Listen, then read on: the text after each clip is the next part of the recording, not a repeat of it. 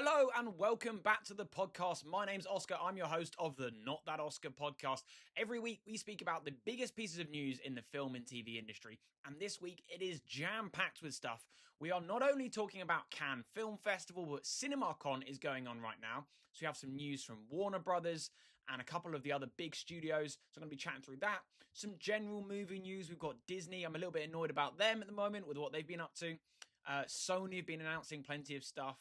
And some great things going on in the TV world, of course. But first of all, hope you're all well. Let's get settled in. So I am indeed going back to Cannes Film Festival this year. It's my second year. I'm so grateful to be going. But it was announced just a few days ago for me, but will basically be nearly a week ago, the full list of in-competition movies at Cannes Film Festival this year. So there are 21 of them. I'm not going to take you through all of them. I'm going to take you through 5 that excite me the most, or maybe 4, and then the one that's outside of competition. But what's really interesting about this year is how diverse it is. We have directors returning from years off. We have people that have won Palme d'Ors before. We have debut directors. It's so incredibly exciting. One of the biggest ones that have been mentioned for running in competition at Cannes Film Festival. So this is 22 movies that are up for the Palme d'Or, which is the big prize. A lot of the time they then go on to win other prestigious awards, whether that be at the BAFTAs or the Oscars or, you know, all of the other award ceremonies around the world and at different film festivals. But the Palme d'Or is the biggest one of all.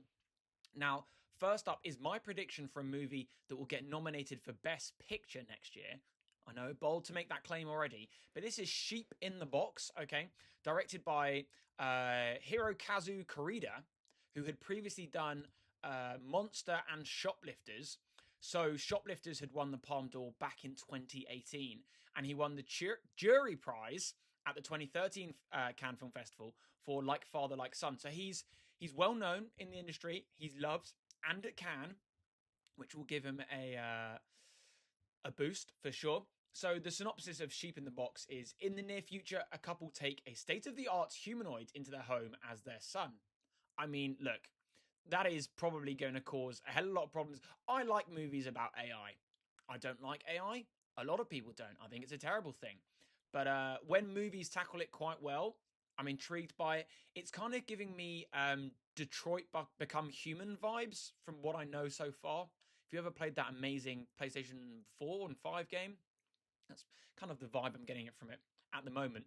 Now, if you want to see the full list, by the way, of the 22 movies that are in competition at Cannes Film Festival, then you can do just that. If you're watching on YouTube or Spotify, I'll have it in the description below. You can check out my letterboxd, and you'll also be able to stay up to date with all of my instant reactions to these movies at Cannes Film Festival. I will do my very best to watch most of them. Last year I watched 16 movies, plus about 8 or 9 short films. And I think of those 16 movies, about 10 were in competition. So I should try, I will do my best to get, at least halfway through. This year, I'll probably try a little bit harder. So that's where you can keep up to date with everything. That's something that's I'm really intrigued by. Now, what the other top movie that's on my list for Cannes Film Festival this year? It's a film called Fatherland, and it stars Sandra Hüller, who you might know from Project Hail Mary. That was one of the most recent things she was in. Now, she stars in this movie set during 1949. German writer Thomas Mann, played by Hans Zillich, and his daughter Erika embark on a road trip across a Germany in ruins, from US-dominated Frankfurt to Soviet-controlled Weimar Republic. That would make sense. Terrible pronunciation. I'm so sorry. But it's a stacked cast for international movie knowers and lovers. I think this will be really interesting. Now, I'm hearing, I think some people have seen this already. Maybe it played at South by Southwest. I'm not too sure. But I'm hearing it's an incredible performance. And Sandra Hüller has another movie which could also see her get a nomination at the Oscars of next year. I know we've only just finished award season, okay? But it's going to be a topic of conversation 24/7 practically. Now, one of the other movies on my watch list for Cannes Film Festival is a film called The Man I Love, which is directed by Ira Sachs. and it stars Rami Malek, Rebecca Hall, and Eben Moss Backrack. And in the late 1980s, New York, a theatre artist living with AIDS takes on one possibly last great role. Hey, fantastic! It's not the first time Rami Malek has played a character with AIDS. Not that I think that's going to make a huge difference to whether he's good or not. I think he's a wonderful actor. Not enough people appreciated his performance in Nuremberg of last year. If you haven't seen that movie, based on the Nuremberg trials, you should seek it out. But I'm very much looking forward to this one as well. Next up is Fjord, a prediction for a Best Picture nomination of 2027 as well, starring my favourite actor, maybe of all time, but definitely right now, Sebastian Stan and Renate Reinsve, the future star of Backrooms. Obviously, she is loved for many other things, including the wonderful movie last year, which was Sentimental Value. So a stats cast already.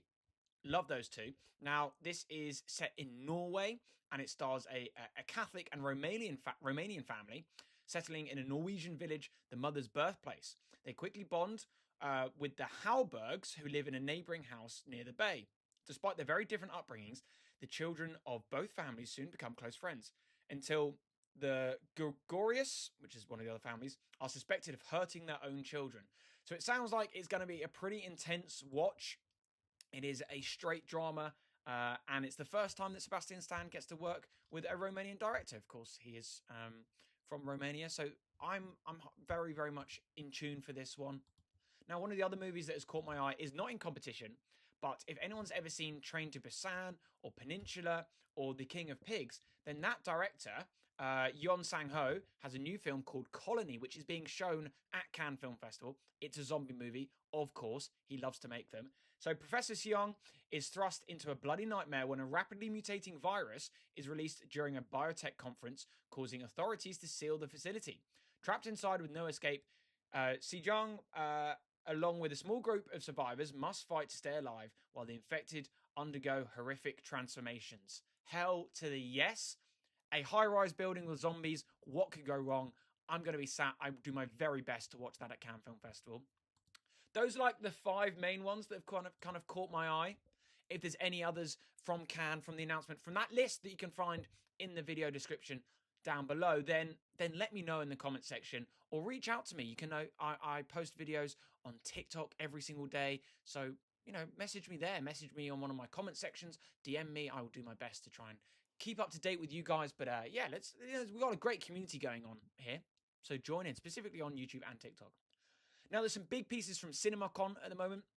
CinemaCon is one of the biggest film expos in the world, and it basically just showcases all of the new movies coming from all of the major studios. So whether that is trailers, announcements, castings, release dates, whatever it might be, it's mainly a marketing thing of all things, but we get some pretty interesting stuff out of it. So confirmed in the last 24 hours was Final Destination 7. You've got a prequel to Weapons, the Zach Cregger movie of last year, with Gladys, which means Amy Madigan will probably reprise her role. We're also getting a Longlegs prequel set in the world of Longlegs. Different characters, but Nicolas Cage is going to be returning alongside Osgood Perkins, who is, of course, directing it. So those are just some of the ones that stood out. We're getting an Oceans prequel as well. Lots of continuations of franchises you already know, which is fine. I think it's a very safe bet. We very rarely get original movies these days. So I complain about that all the time, so I won't go on about it again, but it annoys me. Anyway, something that's kind of original, not been done on the big screen before, is Clayface. Now, Warner Brothers had their expo at CinemaCon on Tuesday the 14th of April. And here they showcased Clayface, which is, of course, a new DC movie. But it's the very first R-rated horror movie within the DC universe. I'm very excited. And it's called a riveting horror thriller, with the first teaser of Clayface showing Matt Hagen's disfigured face in hospital, spliced with shots of Gotham City. The footage ends with his face falling off in the bathtub. Hell yeah. I love when you get horror-esque superhero projects. Marvel have kind of done it with Werewolf by Night. It wasn't the most horror thing, but it was certainly in that genre. we're getting our first R-rated, like, actual Marvel project since Deadpool, I guess, with the Punisher TV special called One Last Kill. I'm excited for that as well. So what else did Warner Brothers announce? Well, they showed a new teaser for Digger, which is an upcoming Tom Cruise movie and could potentially be the first Tom Cruise movie that's not an action where he's playing Ethan Hunt or Jack Reacher or Edge of Tomorrow. Like 90% of modern fans haven't seen Cruise in the likes of, what is he in? Eyes Wide Shut? Is he in that one? Magnolia? Are those all of Cruise's ones? I believe so. So it'll be interesting to see whether people are receptive to that or not. I really enjoy it when actors go down different paths. Of course, this is not overly different for Tom Cruise. He's been in plenty of different genres over the years, but for us viewers, it's slightly new. So the new teaser for Digger shows Tom Cruise as an elderly CEO who must fix a worldwide catastrophe that he has caused. Cruise was seen with grey receding hair and a prosthetic nose. And some who have seen parts of the movie already, or movie in the whole, are saying that it's Tom Cruise's Best Actor Oscar to lose. They're saying the performance is phenomenal. Look, we'll make up our own mind about that, but I wouldn't be surprised if he's nominated. Warner Brothers also went on to announce the cast for Superman Man of Tomorrow, the highly anticipated sequel to the 2025 Superman. Of course, you've got Supergirl coming later this year, as well as Clayface. But this is the cast so far. You've got David Cornsweet returning as Superman, Nicholas Hoult returning as Lex Luthor, Lars Eidinger starring as Brainiac, Adria Arjona as Maxima. We'll come back to that in a moment. Aaron Pierre as John Stewart, Rachel Brosnan as Lois Lane, and Skylar Gisondo as Jimmy Olsen. Now, the Maxima casting with Adria. She's phenomenal. I think she's a wonderful actress. Some are saying that is a secret Wonder Woman casting.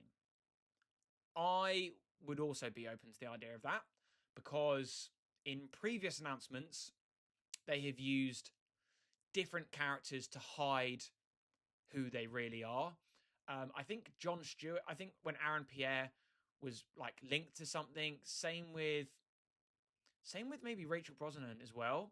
They used different names before it was officially announced. So they've said Maxima, but I'm pretty sure it's going to be Wonder Woman. But either way around, I'm happy for her to be in the, in the DCU. Or I think they kind of, when they were casting for the Justice Gang, as it's called, I think they used some different character names or different actors' names in that, just to sort of put people off the scent. So that'll be really interesting. Now, some semi-bad news for a moment. We're going to talk about a huge leak that has happened. Now, there's an upcoming animated Avatar movie, as in Avatar, Earth, Wind, Fire, and Water, not the big blue people. So this is the new Aang the Last Airbender movie. So very sadly, the movie has leaked online. It's not expected to release for another 6 months or so. It's like October time this film is expected to come out. Paramount were going to release it purely on streaming, and they probably still will, specifically now the leak has happened. But with this, over 10 million people have watched the movie online, mainly via X, or, formerly Twitter, which is very upsetting because it means that the devs and the artists involved probably won't get the recognition they deserve, because one, a lot less people watch it anyway now that they've already seen it, and two, I doubt Paramount will get it in theaters. Now, there was a lot of uproar saying, how is this movie not on the big screen? But they're willing to release Paw Patrol movie, and Angry Birds 3 as theatrical releases, but not this highly detailed animation movie, Avatar: Aang the Last Airbender.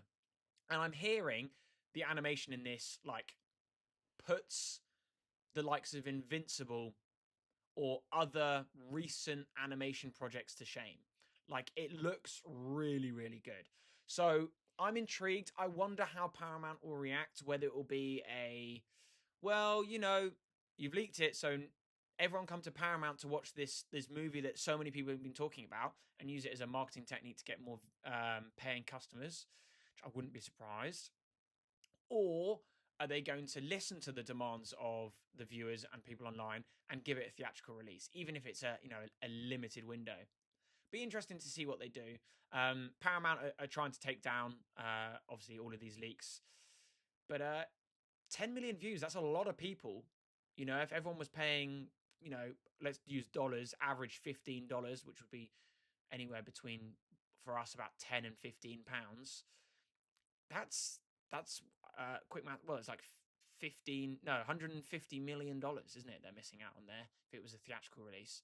So I don't know, man. It's upsetting. But then I kind of get the sort of, well, let's take the viewership away from Paramount, but you're not then supporting the artist. You let me know your thoughts. Comment down below if you're watching on Spotify or YouTube at Not That Oscar, and let me know your thoughts.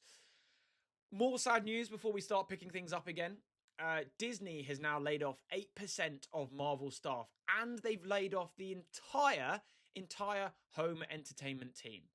So with these significant cuts to the development team, Marvel Studios will remain a small team. 8% is a lot. The entire home entertainment team gone. But what they'll do is they're going to sit around and oversee the ones that are remaining, the hiring of artists on a project-by-project basis. So contractors, basically. Which is really interesting because usually for contractors in the normal world, you'd get paid a lot of money to do a one-off job. But for this, I imagine it'll be, oh, well, we're giving you, you're working for Marvel, you should be grateful. We're not going to pay you loads, but it also means they will have maybe more control over the artists and the development teams, which is not healthy. I don't see this as a positive. Firstly, because obviously loads of people have lost their jobs, but I imagine a lot of people are getting replaced with AI and things like that. AI, whilst Disney pulled out of their massive billion-dollar deal with Sora 2, which then closed down, which is great. AI will still be used in the back end of a lot of these big corporations. Disney probably being one of the biggest ones, and many of your other favorite studios as well. It's just how it's going to be. So that's very sad. Disney haven't seemed to really given much of a proper announcement about it. It's kind of just like, yeah, these people are gone, which is a shame, of course. But what do you expect from these corporations? Now let's talk about some good things, before we wrap up. Sony have gone and announced a Bloodborne R-rated animation project that is being produced by one of the biggest YouTubers, Jacksepticeye. Now, I grew up watching Jacksepticeye. I think it's phenomenal that he gets to be a part of such a huge thing. Another YouTuber, Markiplier, did a horror movie at the start of the year, Iron Lung. He made that movie, wrote, directed, and starred in for $3 million, and it equated to a $50 million box office worldwide, which is insane. And because it's an indie development, he basically gets to retain all of those profits. He probably made a 20 million profit from that movie, which is kind of nuts. Obviously, he will share that out, and maybe it means he can go make more stuff. But Jacksepticeye has got a deal with Sony, which is insane. Some will see it as good, some will see it as bad. But as Sony own the Bloodborne property, kind of makes sense. Jack is a huge fan of the franchise. He's covered in tattoos with them. He's played the games over and over and over again. I see it as a good sign. Someone with such passion of the project being involved is probably a good thing. Sony then also went on to reveal some stuff about both Spider-Man Spider-Man Beyond the Spider-Verse, and Spider-Man Brand New Day. Spider-Man Beyond the Spider-Verse is being made with IMAX in mind and will apparently be the most emotional Spider-Verse film yet, with it being confirmed to be the end of the Miles Morales storyline. Intriguing, or at least in animation. And then Spider-Man Brand New Day, some new images and trailers were shown at Sony's expo at CinemaCon. It basically showed MJ kissing her new boyfriend in front of Peter, which is tough to take. Ned is trying to find out who Spider-Man is. He's created a spider tracker, but so far thinks it's Flash Thompson or their old teacher from high school, whose name slips my mind. So that's also intriguing. And it also shows Peter Parker's eyes going black again, which hints at Man Spider. I'm going to be doing some content surrounding who and what Man Spider is. So if you're intrigued to stay up to date with that, of course, follow me on all my socials. They're linked down below if you're on either Spotify or YouTube. Now, before we wrap up, let's talk about TV, because right now it is absolutely stacked. You have The Boys, Invincible, Daredevil, Maul, Shadowlord, which is a fantastic Star Wars show on Mondays on Disney+. You also have The Pit that's running on HBO Max and Now TV on Thursdays. I think I'm just kind of in love with TV, which is very rare for me. I don't watch that much TV, and right now I'm watching 4 or 5 different shows, maybe 6 with the season 2 of Beef coming out on Netflix. So we're very, very lucky to have such an array of stuff. But what's quite funny is some of the spoilers that have come out from Mike Colter. Now, Mike Colter plays Luke Cage on The Defenders and his own Luke Cage series. So pre-warning here, before we get into the end of it, this maybe contains spoilers for both Daredevil and Spider-Man Brand New Day. We don't know how true they are, but if you want to go in completely blind to those projects, or you don't want to even have a chance of being spoiled, click off now. I'll see you next week. I'm around every Wednesday or Thursday with a new podcast, and I post videos on TikTok at NotThatOscar. But for those that want to stick around and hear this, here we go. So Mike Colter, of course, plays Luke Cage. He doesn't care. He's been posting so many behind-the-scene photos of him on season 3 of Daredevil Born Again. So that's been confirmed. The Defenders are returning, all of them. Danny Rand, of course, Iron Fist. You've got Jessica Jones. Stacked cast for season 3 of Born Again. But he posted a photo of Charlie Cox, who plays Matt Murdock and Daredevil, in a prison jumpsuit. Now, this hints that at the end of season 2, Matt Murdock will be imprisoned. Maybe Kingpin will as well. Who's to know? But then that also gives us an idea that they might go down the Devil in Cell Block D comic storyline, which is basically where Matt Murdock gets imprisoned as himself, as Matt Murdock. He is outed as Daredevil to the world. And he's now in this prison in Rikers with all of these people that he's put behind bars, which is absolutely insane because obviously the man's life is in danger.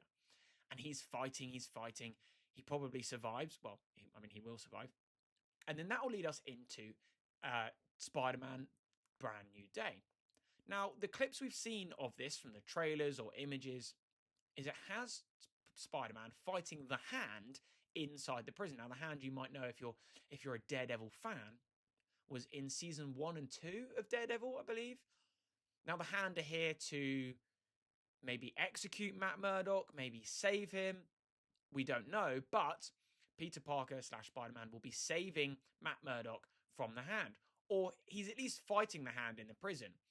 Obviously, if Matt is arrested at the end of season 2 of Born Again, then that's who it's going to be. Now, there's been lots of images of Spider-Man fighting the Hand, and very similar to the images we saw for Spider-Man No Way Home, where they cut out the other 2 Spider-Men fighting what wasn't quite the Sinister Six, but the likes of Doc Ock and Green Goblin. They CGI'd out the other 2 Spider-Men to keep that reveal, fresh for the movie. It kind of looks similar that they've taken someone out of the frame. It could be the Hulk. It could be the Punisher, who we both know to be in that movie. I deem that unlikely. I imagine it will be Daredevil. I think it'll be really cool to see Daredevil and Spider-Man teaming up. They both swing through buildings these days. Daredevil has his new whip things that help him swing. And maybe the Punisher and the Hulk will also be there. We got such a great villain cast for Brand New Day. I honestly think it's one of my most hoped movies of the year. Okay, you're going to have the movie opening with what seems to be a villain of the week section. So many street level villains. And then the Hand. Then you have Sadie Sink, who's playing Jean Grey. You've got the Hulk, who's going to be proper angry again and sort of manipulated by Jean Grey through some telekinesis and stuff, making him turn into Rage Hulk. The Punisher, as I said.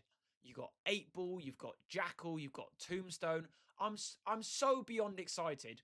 So my recommendation, every week I do a recommendation for a movie and a show to watch. Movie-wise, There was a couple things that came out last week. Outcome, Thrash, neither of which were very good. But if you haven't seen the drama starring Zendaya and Robert Pattinson, I highly recommend you seek that out. I've seen it twice and I loved it. TV show, I'm going to say, out of all of them, even though I'm loving The Boys, I'm loving Invincible, I love more Shadow Lords, I really am kind of enjoying the start of Margot's Got Money Troubles. I would say go watch Daredevil because I think it will give you so much more excitement heading into the new Marvel projects this year. And to be honest, even if you don't like the wider Marvel universe, that's totally fine because you can go watch The Pitt. The Pitt is one of the best shows I've possibly ever seen. Season 2 is happening right now for us in the UK. The finale of The Pitt happens for the US this week. They are about 10 weeks or 11 weeks ahead. But if you liked ER, if you like Grey's Anatomy, if you like pretty much any other soap, this is that, but on, steroids. It's so good. It's Noah Wyle. He's already won a lot of awards for his producing and his leading role in this drama. It's phenomenal. So those are your recommendations this week. As usual, make sure you subscribe or follow, rate the show 5 stars if you're on Spotify, give it a big old thumbs up if you're on YouTube. Let me know how you want these to change. We're a community here. If you don't like the way I do something, I am looking for a co-host as well. I'm in the works of trying to get someone else on here, so I think that would make this conversation a bit more enjoyable between me and someone else and you guys. So that could be coming. We've got lots of exciting things. I'm also going to be on the BBC. If you're listening to this podcast the week that it comes out, I think you're hearing it on the 15th or 16th of April. I'm going to be on the BBC on the 16th of April at 6 p.m. on the Three Counties radio station, and on the 18th on the Saturday, also at 6 p.m. One of my Cannes Film Festival videos is featuring on the BBC. So I'm very grateful for that. Thank you very much to you guys. Great fun time. Looking forward to lots to come. As usual, appreciate you, and I'll see you soon.